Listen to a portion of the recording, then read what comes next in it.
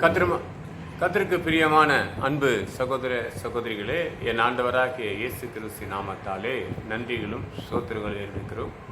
கர்த்தர் உங்களை மேலும் மேலும் ஆசீர்வதிப்பாராக. தொடர்ந்து உங்களுக்கு வசனம் அனுப்பாத தடப்பட்ட நோக்கங்கள், நான் இந்த செல்போனில் வேறு ஒரு செய்தியின் மூலியமாக உங்களுக்கு அறிவித்து கொண்டிருந்தேன். அப்போது அது அறிவிக்கும் போது கடந்து பயணிக்கப்படும் போது அது ரீசார்ஜ் பண்ணக்கூடிய வசதி என்னிடத்தில் கிடையாது. பெரிதளவுக்கு பணம் செலவழித்து அது கொஞ்ச நேரம் மெசேஜ் எடுப்பது அத்தனை பணம் செலவழிக்கக்கூடிய பணம் என்னிடத்தில் கிடையாது. அப்படி ஆயத்தப்படுத்தி நான் ஒழுங்குபடுத்தினாலும் தப்பில்லை. ஆயத்தப்படுத்த முடியாதுன்றதுக்காக நான் பிஎஸ்என்எல் மாறினதுனால கொஞ்சம் லேட்டாக ஏர்டெல்லேருந்து பிஎஸ்என்எலுக்கு மாற்றிட்டேன். அதனால்தான் தடை. இதுக்கு முன்னாடி செல் இல்லாத குறை. இனி செல்ஃபோன் திருவள்ளூரில் ஒரு சகோதரி கொடுக்கப்பட்டது, ஒரு மகள் கொடுக்கப்பட்டது. அது அநேகர்களுக்கு செய்திகளுக்காக தான் இதை கொடுக்கப்பட்டது.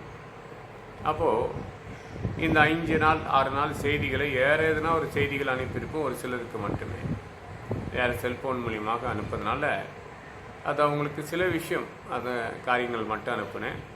இங்கே வேதத்திலேருந்து சங்கீத புத்தகத்தில் 1ஆம் அதிகாரம் 2ஆம் வசனம் படிக்கப்படும் போது ரொம்ப அழகான வசனம் இது. கர்த்தருக்கு ரொம்ப பிடிச்ச ஒரு காரியம், அழகான காரியம். மனுஷனை எடுத்த இதயத்தில் என்ன அவ இருக்கணுன்றது தேவன் சொல்லி கொடுப்பது தான் இந்த வசனம். சங்கீதம் 1ஆம் அதிகாரம் 2ஆம் வசனத்தில், கர்த்தருடைய வேதத்தில் பிரியமாக இருந்து இரவும் பகலும் அவருடைய வேதத்தை தியானிக்கின்ற மனுஷன் பாக்கியவான். நல்லா அழகாக இல்லை அந்த வசனம் படிக்கும் போது, கர்த்தருடைய வேதத்தின் மேல் பிரியமாக இருந்து இரவும் பகலும் அவருடைய சத்தியத்தை படித்தால் அழகாக இருக்கும். அவருடைய வேதத்தை தியானித்தால், வசனத்தை தியானித்தால் அப்படின்னா எல்லாரும் தியானிக்க முடியுமான்னு கேட்டால் தியானிக்க முடியாது. ஆனால் படிக்கப்படும் போது கர்த்தர் நம்ம சிந்தைகளும் செயல்களை அறிவார் இல்லையா? அதுதான் தானம். தியானிப்பவர்களுக்கு என்ன வரும்? வேதத்தை பிடிச்சி இதை பிரியமாக ஆன போது நம்முடைய எண்ணங்களுக்கு என்ன பண்ணுமோ மாற்றம் அடையும். அந்த வேதத்துக்கு பிரியமாக இருக்கிற ஜனங்கள் இதை படித்தால், இரவு பகலும் இதை படித்தால் நம்ம என்ன பண்ணியும்? தியானிக்கக்கூடிய ஒரு மனுஷனாக நீ பாக்கியனாக மாறக்கூடிய இன்னொரு சூழ்நிலை இது ஊழியக்காரருக்கு தானே கொடுத்துறாங்க நினைக்காதீங்க. நீ சத்தியத்தை அறிந்து வேதத்தை படிக்கிற அத்தனை பேருமே தேவன் ஏதோ ஒரு விதத்தில் உங்களை அழைத்து மற்றவங்களுக்கு தெரிவிப்பார்.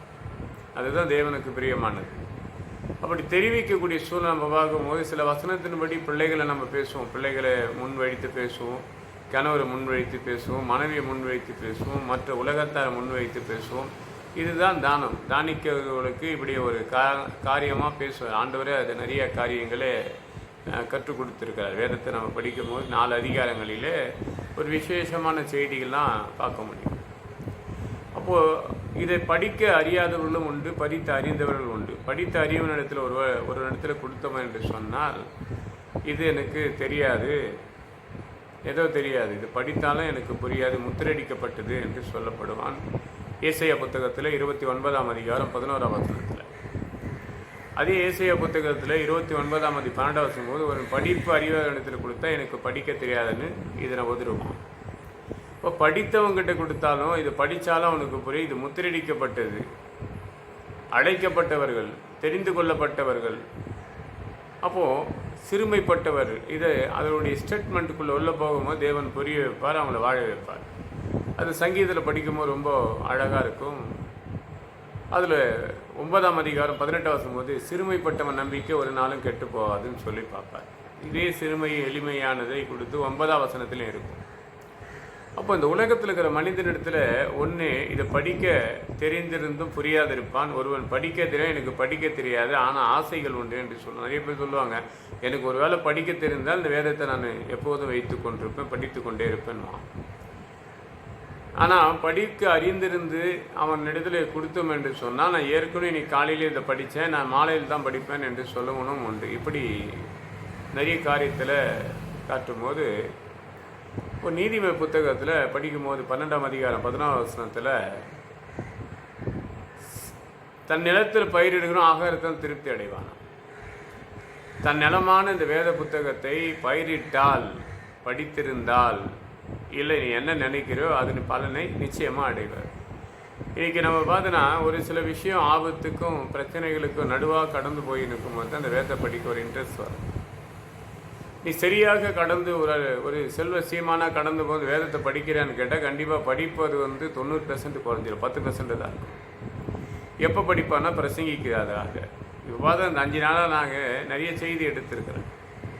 இப்போ அந்த 5 நாளாக எடுத்த செய்திகள்லாம் பார்த்தீங்கன்னா ஒரு வித்தியாசமாக இருக்கும், ஒரு செயலாக இருக்கும். அப்போது கரையை பார்த்துனா அந்த செய்தி எடுக்கப்படும் போது அனுப்ப முடியாது சொல்லலாம். ஆனால் எடுக்கணுன்ற எண்ணங்கள் இருக்குது இல்லையா. நான் வீடியோ அனுப்ப முடியாத தவிர, ஆனால் வீடியோ படம் அது அந்த பிரசங்கத்தை எடுக்கக்கூடிய செல்போன் மூலம் முடியும், அனுப்ப முடியாது.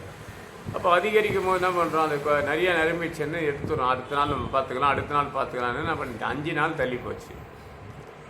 இது குறிப்பிட்ட ஆட்கள் அதுக்குரிய அதிகாரிகளை கேட்கப்படும் போது இந்த நாட்களுக்கு பிறப்பட தான் இது முடியும், இந்த நாட்களுக்கு அப்புறம் தான் இது செய்வாங்க என்றதை தள்ளி போட்டுன்னு வந்துட்டாங்க. அப்போது என் மனதில் ஓடுவது என்னென்னா, எப்படியாவது ஒரு செய்தியை பகிர்ந்து கொண்டு ஜனங்களுக்கு அனுப்பிவானோ அந்த செய்தியை போல் தன் வாழ்க்கையை மாற்றி கொடுக்கணும் என்ற எண்ணங்கள் எப்போது எனக்கு உண்டு. ஒரு சிலர் கேட்பாங்க இல்லையா, அப்போ ஆண்டவரிடத்துல பசியாக இருக்கிறியான்னு கேட்டால் இல்லை, எனக்கு பசி இருந்தால் உனக்கு நான் தெரிவிப்பேன் என்று சங்கீதம் 50ஆம் சங்கீதத்தில் படிக்க பொழுது 11ஆம் வசனத்தில் திட்டமாக செயலாக இருக்கும். அப்போ ஒவ்வொரு இடங்களையும் படிக்கப்படும் போது அந்த வசனங்கள் லைனாக தொடர்ந்து பயணிவது 50ஆம் சங்கீதத்தில் பார்த்தோன்னா 11லேருந்து அப்படியே 13, 14 அப்படின்ற ஒரு வசனத்தை படிக்கப்படும். லைனாக நிறைய காரியத்தை சொல்லி ஆபத்து காலத்தினை நோக்கி கூப்பிடுன்னு 15ஆம் வசனத்தை படிக்கும். அப்போது எனக்கு முதல் பசி இருந்தால் தான் நான் உங்கள்கிட்ட சொல்லிவிடுவேன். எனக்கு பிரச்சனை இருந்தால் நான் என்ன பண்ண சொன்னேன், அந்த சோத்திர பலிகளிட்டு எனக்கு என்ன பண்ணேன் சொல்லுன்ற. அப்போது கடவுளத்தில் சோத்திர பலிகளிட்டு சொல்லுவான்னு கேட்டால் ஆபத்து வந்தால் மட்டும் தான் சொல்லுவேன், சோத்திர பலிகளை இட மாட்டேன். இது அழகாக இருக்குது. 14ஆம் வசனத்தில் 15ஆம் வசனத்தை படிக்கும்போது ரொம்ப நல்லாயிருக்கும். வாழ்க்கையில் அந்த வேதத்தை நம்ம யாருன்னா படிக்கணுமான்னு கேட்டால் எனக்கு சரியாக படித்தாலும் புரியாது.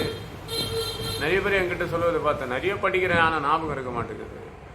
ஞாபகம் நிச்சயமாக கற்றுக் கொடுப்பாரு, கொடுக்க மாட்டேன்லாம் சும்மா கதை கொடுப்பாரு. அந்த ஞாபகத்தை வைத்து கொள்ளக்கூடிய எண்ணங்கள் இதயத்தில் வராது. அடுத்தடுத்து ஏதோ ஒரு கடமைக்கு ஒரு அதிகாரத்தை படித்த உடனே அடுத்த வேலை என்னமோ ஃபயர் சர்வீஸுக்கு வேலைக்கு போன மாதிரி இல்லையா, பகுதியில் எரிஞ்சு போனது போல், ஐயோ நான் படிச்சுனே இருந்தேன் இங்கே எரிஞ்சு போச்சுன்னா அந்த வாகனத்தை ஓடணுன்றதோ ஓடுவாங்க.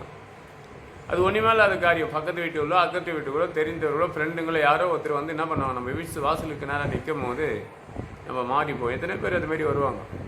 தன் பிரச்சனையை சொல்லிக்கொள்ளும் போது பார்த்தீங்கன்னா குறைஞ்சி 1/2 hour 1 hour கடந்து போகும். அந்த பயணிக்கப்படும் போது அவங்களுக்கு பதில் சொல்லி சரி இது ஓகே, இதுதான் வேலை இல்லையா, இதுதான் தேவன் எனக்கு கற்றுக் கொடுத்தது. மற்றவனுடைய பிரச்சனையை மாட்டிக்கும் போது சிறுமைப்பட்டவன் நம்பிக்கை ஒரு நாளும் கெட்டு போவாது. அப்போ சிறுமைப்படுத்தி வந்து நம்மக்கிட்ட அந்த ஆலோசனை கொடுக்கும்படி தேவன் ஏற்படுத்தும் போது அதுக்கு தான் மனுஷனை எங்களை தெரிந்து கொள்ளப்பட்டு ஊழியத்துக்கு அனுப்பியிருக்கிறார்.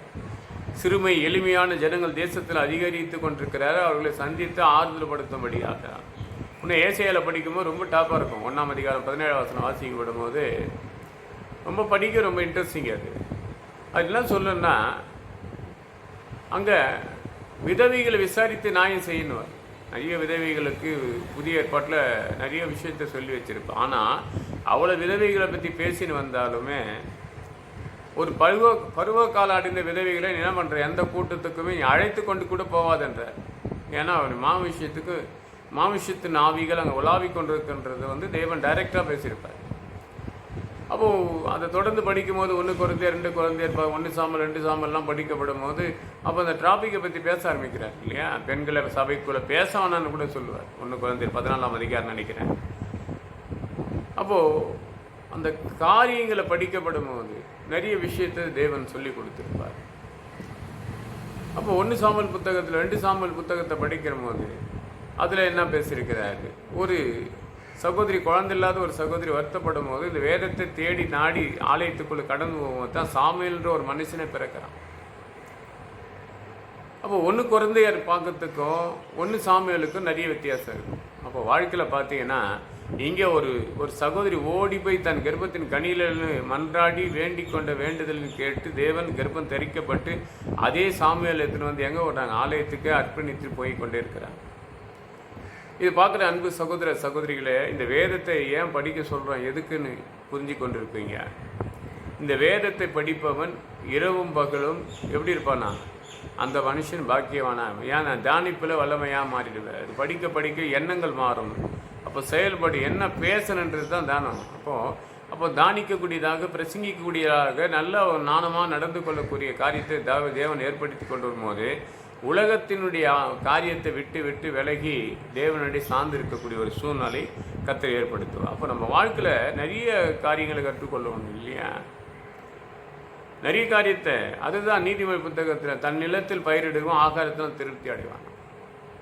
நம் நலமாகி இந்த வேத புத்தகத்தை சரியாக பயிரிடுகிறவர்களாக அனுதினமும் அதை பிரித்தெடுத்து அந்த வேதத்தை படித்தவர்களும் இடமாறி ஒவ்வொரு வசனம் மாறி மாறி போகும்போது அதில் எத்தனை பேர் நீ முன்னெடுத்து தேவன் பேசுகிறாரோ அத்தனை பேருடைய வாழ்க்கையில் எப்படிலாம் மாற்றாடி கர்த்தரை உயர்த்துகிறாரோ, எத்தனை பேரிடத்தினாலும் பாதிக்கப்பட்டு போகிறாரோ அப்படிப்பட்ட பாதிப்பு நம்முடைய வாழ்க்கையில் வராதபடி இந்த வேத புத்தகத்தை இரவும் பகலும் படித்தால் நீ பாக்கியவனாக கர்த்தர் மாற்றுவார்.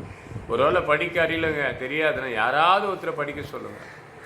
அதை படிங்க. அந்த ஒரு அதிகாரத்தை படிங்க. நான் கேட்டு கடந்து போகிறேன்னு சொல்லி பாருங்கள். வேதம் நீங்கள் எந்த ஆலயத்துக்கு போகிறோம் அந்த ஆலயத்தில் யாராவது ஒருத்தர் உட்காந்துருப்பாங்க. இந்த அதிகாரத்தை எனக்கு படித்தா நல்லாயிருக்கும். ஒவ்வொரு நாளும் ஒவ்வொரு வாரங்களும் ஒவ்வொரு நாளும் பக்கத்தில் இருக்கிற வாலிபர்களோ வாலிப சகோதரிகளோ அவங்களிடத்துல போய் இந்த அதிகாரம் நேற்று கேட்டோமா, இன்னொரு அதிகாரத்தை எனக்கு படித்தா நான் கேட்டு கடந்து போகிறேன். ரொம்ப பெரிய அதிகாரம்னா அவன் ஒரே ஒரு அதிகாரம் போதும். அதை படித்து அதன்படி கேட்டு அதன்படி கடந்து போகும்போது கர்த்தர் உன்னை என்ன பண்ணுவாரா? மேலே ஆசீர்வதித்து பெருக செய்வார். அப்போ வாழ்க்கையில் என்ன கற்றுக்கணும்னா, பெருகக்கூடிய வழி எங்கடாக்குதுன்னா இந்த வேதத்தை இரவும் பகலும் படித்தால தவிர நமக்கு பெருகத்தக்க வழியை வாசலை தந்துடும். அப்போ படிக்காதவங்களுக்கு வழியும் கிடைக்காது, வாசலும் கிடைக்காது. அப்போ படித்த அறிவுகளுக்கு உதவி செய்யணும் என்று சொன்னால் இந்த சத்திய வசனம் உனக்குள்ளே இருந்தால் சகல சுக விதமான பலத்தையும் ஆரோக்கியத்தை கற்றுக் கொடுத்து உயர்ந்து நிலைமைக்கு கொண்டு போய் நிறுத்துவார். அவர் அறிந்து ஆசீர்வதித்து தன்னை அர்ப்பணி உனக்கு வர எல்லா சூழ்நிலையும் எத்தனை சோகங்கள் வந்தாலும் அதை ஒரே வினாடியில் உன்னை விட்டு விலகி அனுப்பபடியாக கர்த்தர் உன்னை மாற்றி அமைச்சு உயர்த்துவார். கர்த்தர் இந்த வார்த்தையில் ஆசீர்வதிப்பாராக. ஆமேன், ஆமேன், ஆமேன்.